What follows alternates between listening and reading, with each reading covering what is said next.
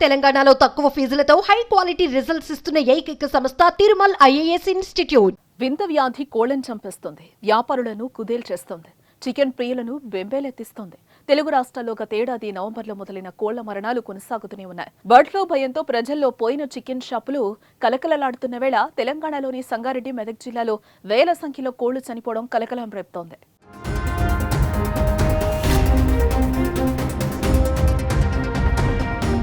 సంగారెడ్డి జిల్లా చౌటకూరు మండలం బొమ్మారెడ్డిగూడెం సమీపంలోని ఓ పౌల్ట్రీ ఫామ్లో 3 రోజుల వ్యవధిలో 7,000 కోళ్లు మరణించాయి.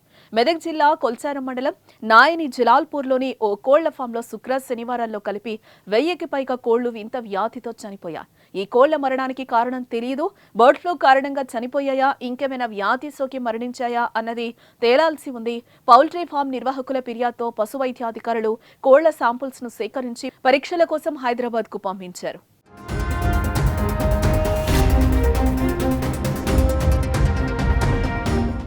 గత నెల రోజులుగా 2 తెలుగు రాష్ట్రాల్లో బర్డ్ ఫ్లూ భయం వెంటాడుతుంది. ఏపీలోని గోదావరి జిల్లాలో కోళ్ల మరణాలకు బర్డ్ ఫ్లూ కారణమని పరీక్షల్లో తేలడంతో అంతా ఆందోళనకు గురయ్యారు.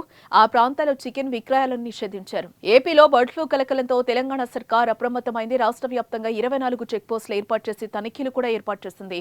అయితే తెలంగాణలో చనిపోయిన కోళ్లకు బర్డ్ ఫ్లూ లేదని అప్పట్లో తేలింది. కానీ ఇటీవల తెలంగాణలో కూడా బర్డ్ ఫ్లూ కేసు నమోదైంది. కొన్ని రోజుల కిందట యాదాద్రి భువనగిరి జిల్లా చౌటుప్పల మండలం నేలపట్ల గ్రామం కోళ్ల ఫామ్లో కోళ్లు చనిపోగా వాటి నమూనాలను ల్యాబ్ కు పంపారు. ఆ ఫలితాల్లో బర్డ్ ఫ్లూ పాజిటివ్ కేసు రావడంతో కిలోమీటర్ మేర శానిటేషన్ చేసి గ్రామంలో గల 6 కోళ్ల ఫారాలను సీజ్ చేశారు.